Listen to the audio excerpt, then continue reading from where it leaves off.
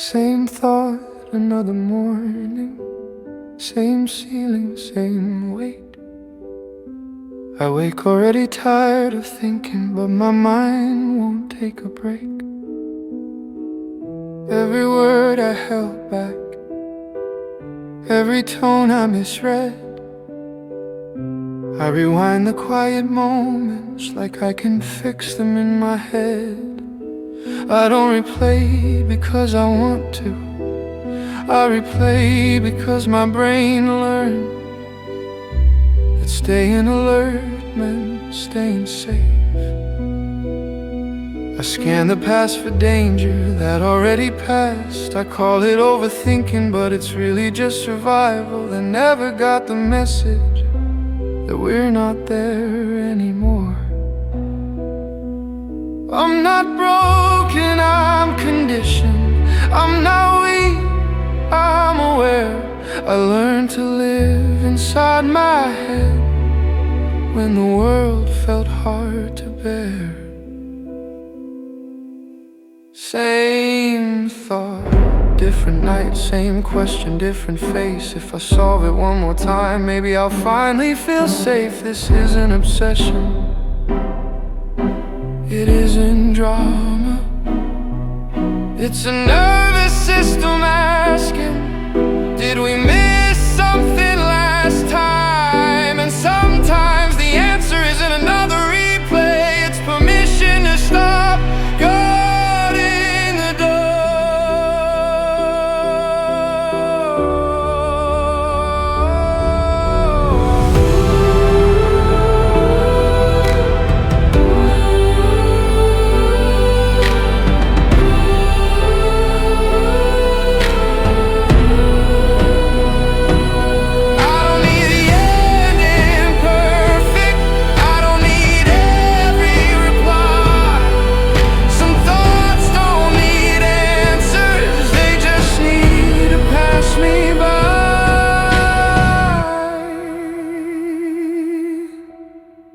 Same thought, another day, but I see it now. And seeing is how the loop loosens its hold. Awareness isn't control, it's the first interruption.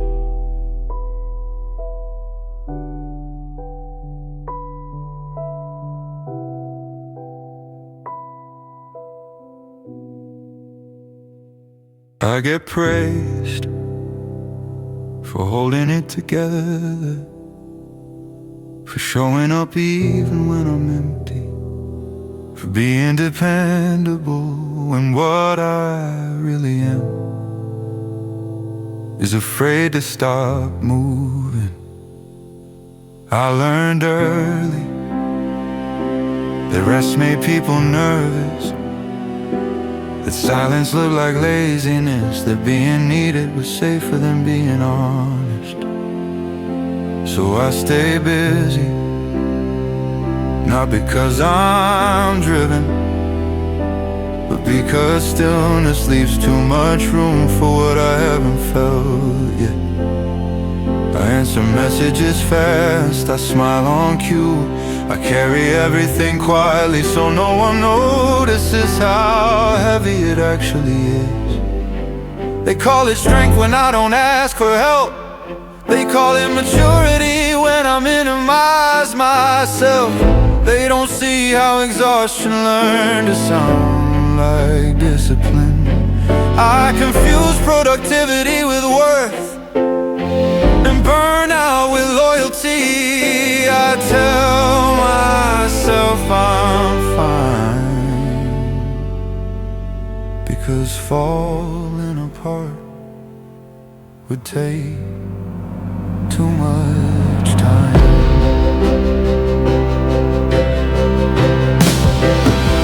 Oh, I keep functioning long past the point of care, because slowing down feels like letting everyone down, including the version of me who survived by being useful. But functioning isn't the same as living.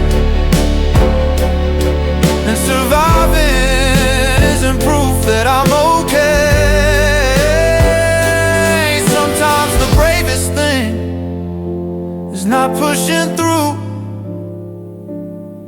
but admitting that I've been strong for too long. Rest isn't quitting, it's letting the nervous system stand down for the first time in years.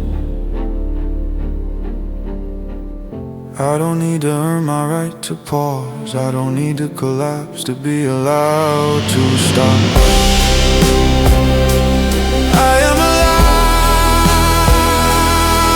to be more than what I produce, and that realization is quieter than achievement, but it finally lets me breathe.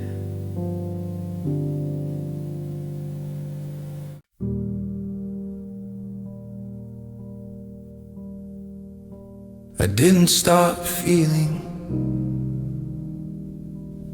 it just got quieter, like someone turned the volume down so I could keep going. They say calm looks like progress, but this isn't calm. This is everything standing still, so nothing spills.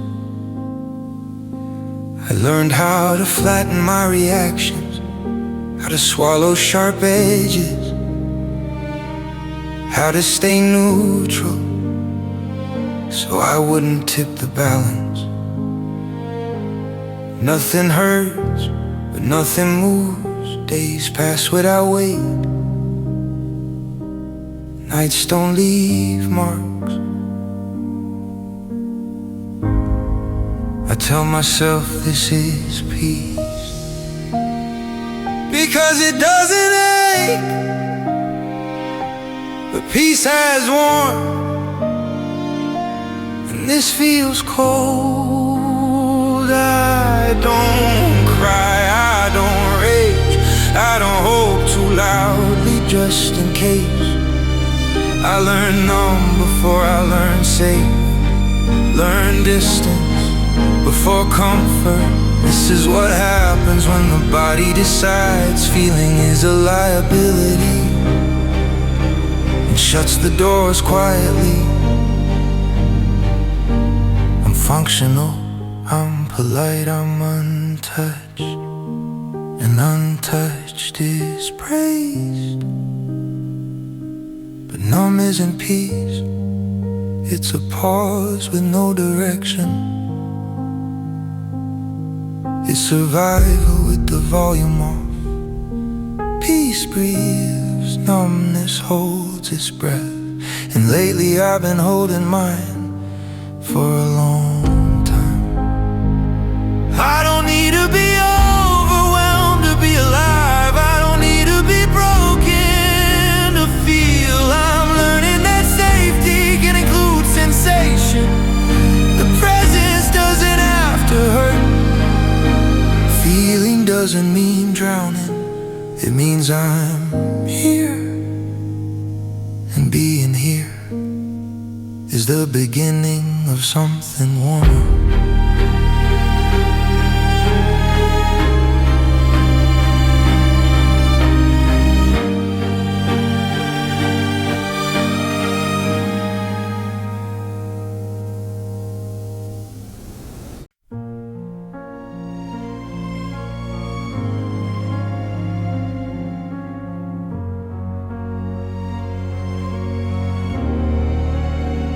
Don't fall in love calmly, I scan for shifts in tone.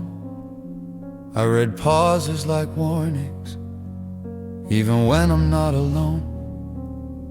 I want closeness, but flinch when it arrives. I crave reassurance, then question it when it's mine.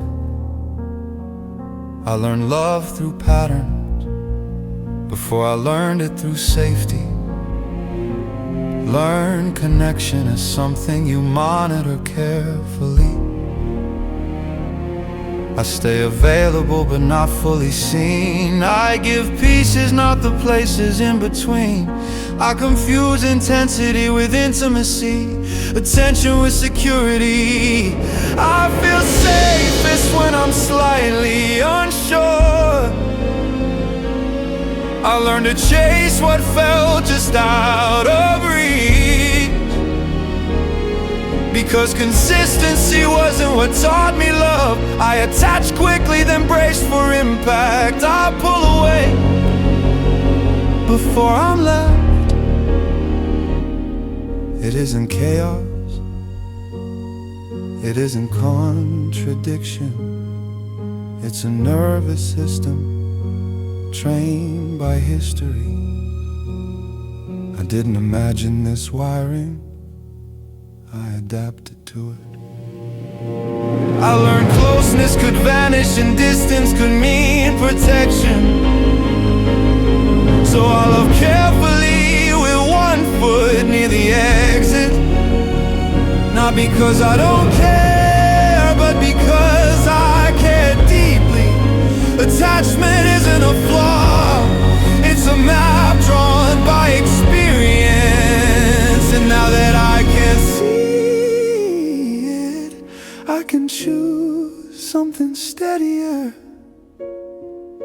I don't need love to hurt to know it's real. I'm learning that safe connection feels quiet, and that quiet doesn't mean I'm about to be led.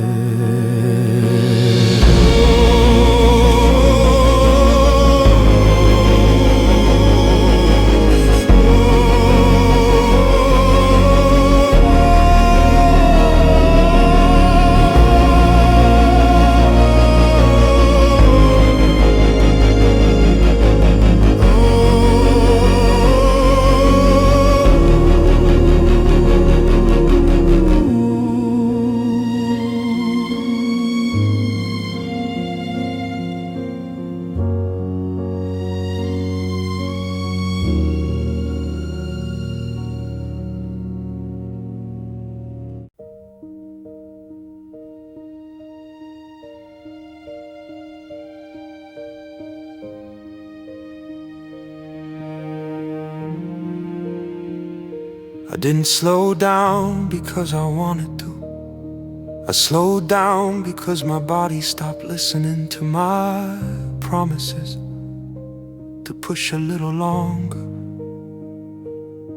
They call it losing motivation, like I misplaced something, but nothing was lost, it was used up. I gave energy I didn't have to systems that didn't rest. I called it commitment while my nervous system kept score.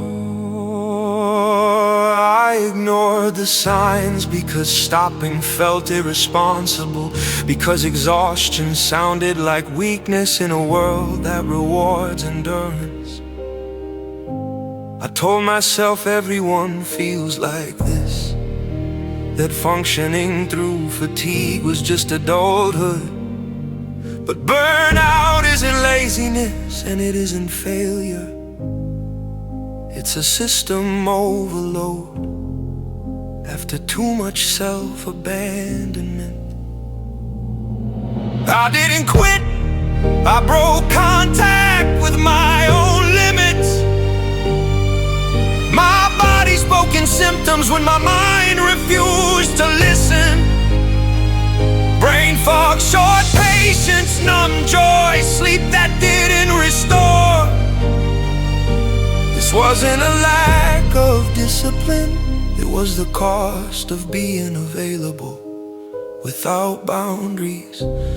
Burnout is what happens when rest is postponed until the body enforces it.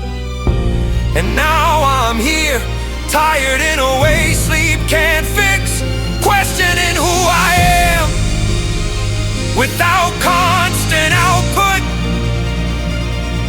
But this collapse is information, not condemnation. It's the moment the body asks for a different agreement. I'm learning to stop before everything stops me. Burnout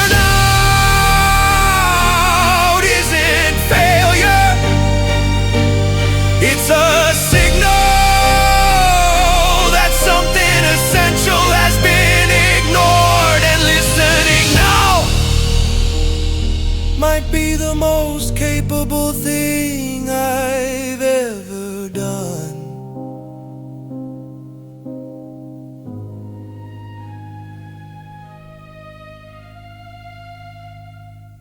There's a voice in my head that speaks before I do. It predicts disappointment and calls it being prepared. It learned my name early, but not my softness. Learned correction before compassion. It narrates everything, so nothing surprises me. It keeps me alert by keeping me small. It says don't ask, don't trust, don't expect too much. It says stay realistic, like hope is a liability. Sometimes it sounds like authority,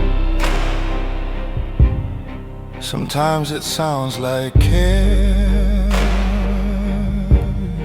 sometimes it sounds like love with conditions attached. I thought it was true because it was consistent. I thought it was me because it never left. But voices are learned, not born. This one came from rooms where I needed guidance but received control, from moments where silence felt safer than honesty. I don't need to silence it, I need to understand it. That voice isn't cruel, it's afraid. It thinks criticism is protection and pressure is preparation. So I'm learning a second voice, one that pauses, one that asks, one that doesn't rush to judgment. I'm practicing talking to myself the way I wish someone had, with clarity without threat. The dialogue is changing, not because the first voice is gone, but because it's no longer the only one. And for the first time, my thoughts feel less like commands and more like conversation.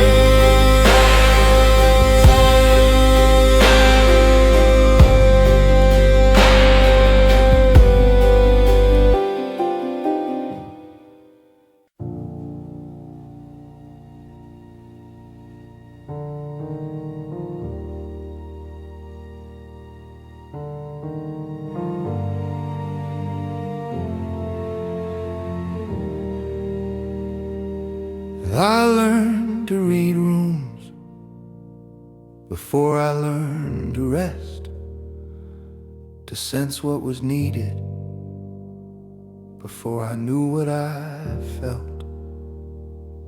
I learned how to shrink my needs so they'd fit the space, how to soften my voice so it wouldn't cause waves. I learned that timing mattered more than truth, that saying it the wrong way meant losing connection. So I waited, I adjusted, I edited myself mid-sentence until I sounded acceptable. I learned how to stay agreeable even when I disagree, how to turn discomfort into something I could manage. I learned independence not as freedom, but as insurance in case no one showed up. I learned not to rely, not to linger, not to ask twice. I learned how to leave emotionally before I was left physically, how to detach and call it strength. None of this was accidental, none of it was weakness. These were skills built in environments where safety wasn't guaranteed. I did what worked with what I had. But what helped me survive doesn't all belong in my future. Some habits were meant for emergencies, not everyday life. I don't need to stay guarded to stay safe. I don't need to disappear to be secure. I can thank the versions of me that adapted without living inside their rules. Survival taught me a lot, but I'm allowed to learn something new now. And choosing differently doesn't erase the past, it honors it by letting it rest.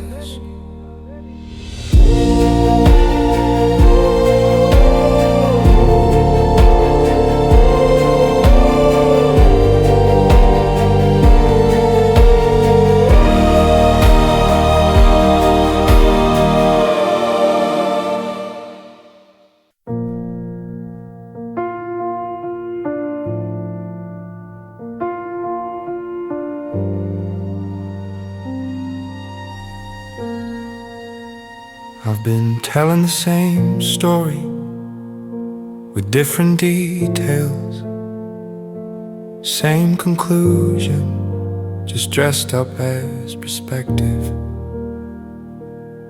That I'm difficult, that I ask for too much, that if something ended, it must have been my fault.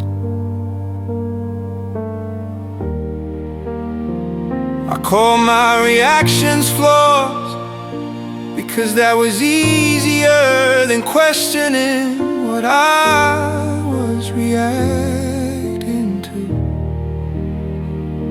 I learned to narrate my life from the outside in, through what worked, through what survived, through what didn't disrupt.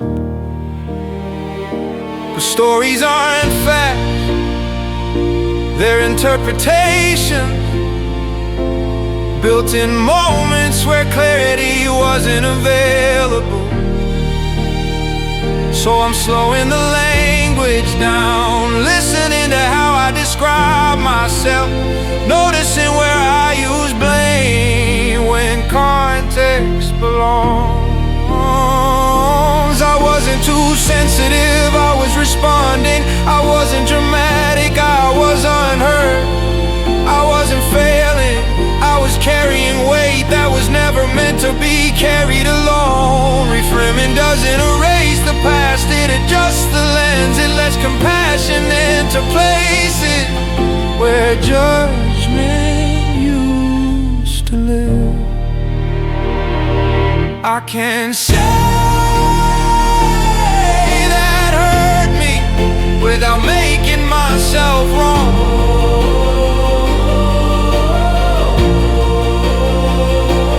I can say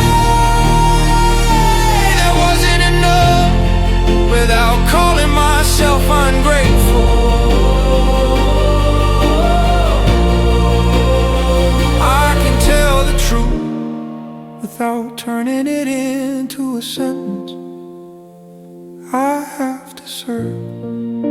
The narrative is changing, not because I'm rewriting history, but because I finally have enough safety to see it clearly. And clarity doesn't punish, It organizes, it releases. I don't need a better story, I need a truer one. One that includes context and capacity and care. And for the first time, the story I'm telling doesn't make me the problem, it makes me human.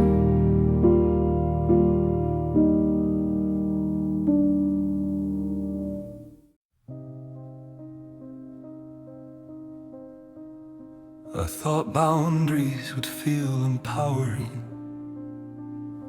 like relief, like clarity. No one told me they would feel like grief. I set limits, and something goes quiet, not just around me, but inside me. There's space now where over-explaining used to live. The stillness where constant availability once proved I cared. I learned connection through accommodation, through staying open even when it cost me. So when I say no, my body waits for consequence.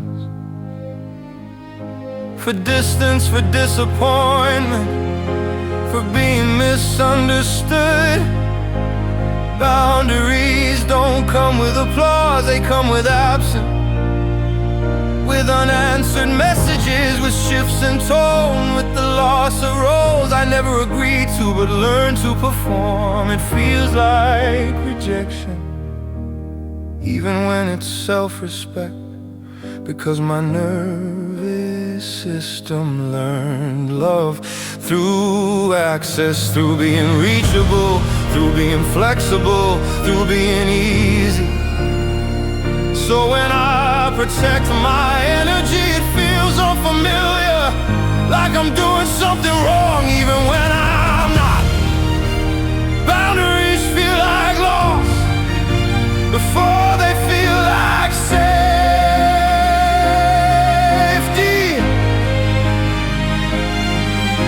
They strip away what was built on overgiving. They reveal who stayed for the access and who stays for me. This grief is part of the work, not a sign I failed. I'm learning that closeness that requires self-abandonment isn't closeness, it's compliance. And choosing myself will sometimes cost me what wasn't meant to last. That doesn't make the boundary cruel, it makes it honest. And honesty is the foundation of anything real.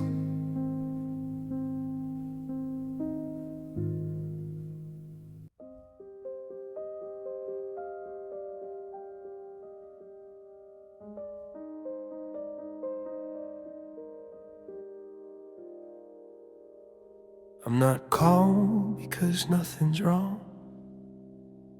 I'm calm because I'm here, because my body isn't scanning for what might disappear. I can feel my breath without controlling it, feel my shoulders drop without explaining why. Silence doesn't rush me now, stillness doesn't mean danger. My chest isn't braced for impact. This is what regulated feels like, not perfect, not constant, just present. My thoughts come slower, they knock instead of breaking. My emotions rise without hijacking the room. I don't need to solve myself to deserve ease. I don't need tension to feel alive. Safety isn't loud, it doesn't prove itself, it doesn't demand attention, it lets me stay. I can notice a feeling without becoming it, notice discomfort without escaping. I'm learning the difference between intensity and aliveness, between chaos and connection. Regulated doesn't mean untouched, it means supported. It means my nervous system knows how to return after being activated. I can be moved without being overwhelmed. I can care without collapsing. This steadiness wasn't given to me, it was practiced slowly, and every time I come back to this place, I'm teaching my body that safety is repeatable, that peace isn't something I wait for, it's something I can access right now.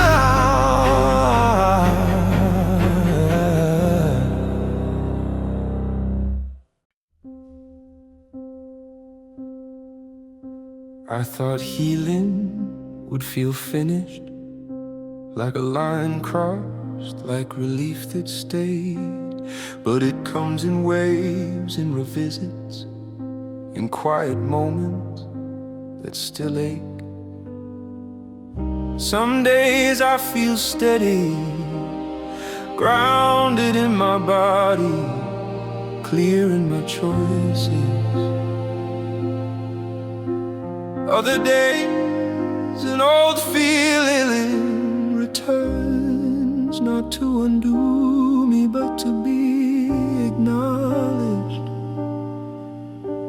Healing isn't linear, it spirals, it checks in, it asks if I'm listening. I don't fall apart like I used to, but I still pause, still need time, still need softness. I can hold joy and grief without making either wrong. I can feel triggered and still choose differently. Being healed doesn't mean I never hurt, it means I know what to do when I do.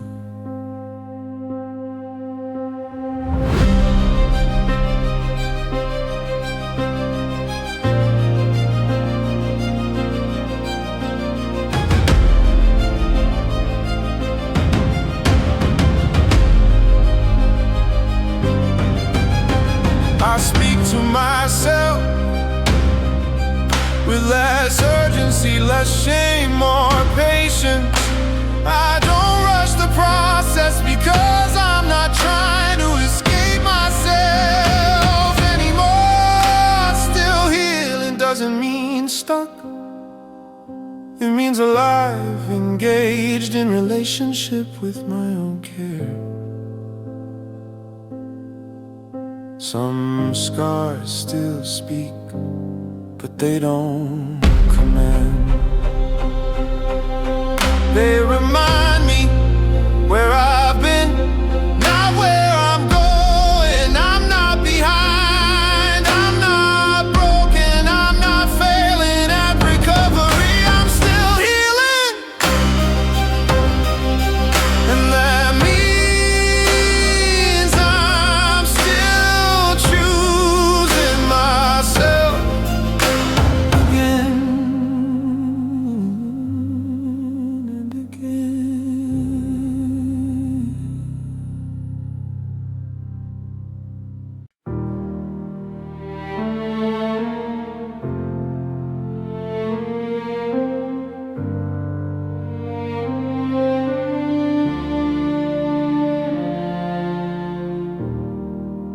Nothing here needs fixing.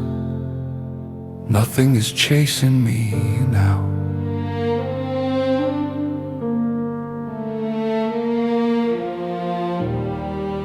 The pieces I once kept separate can sit in the same room.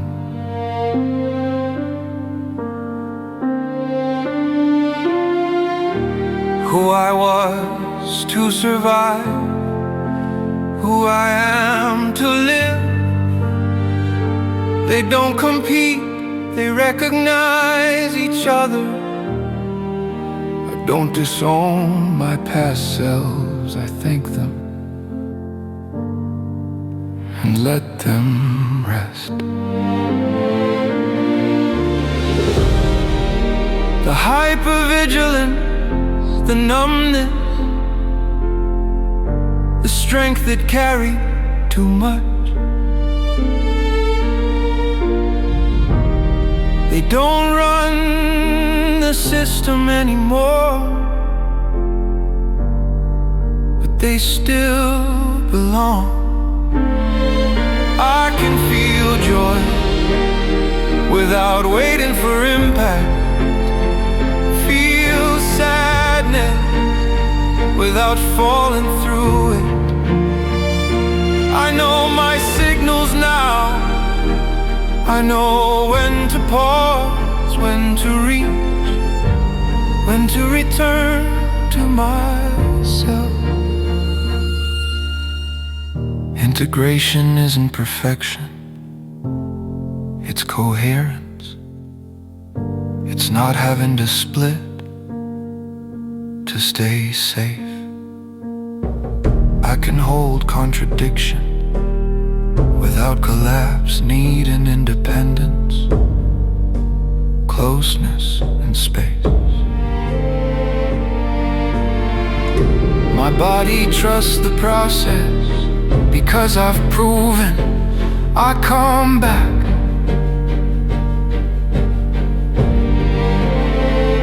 This steadiness isn't fragile, it's flexible. It adapts, it holds.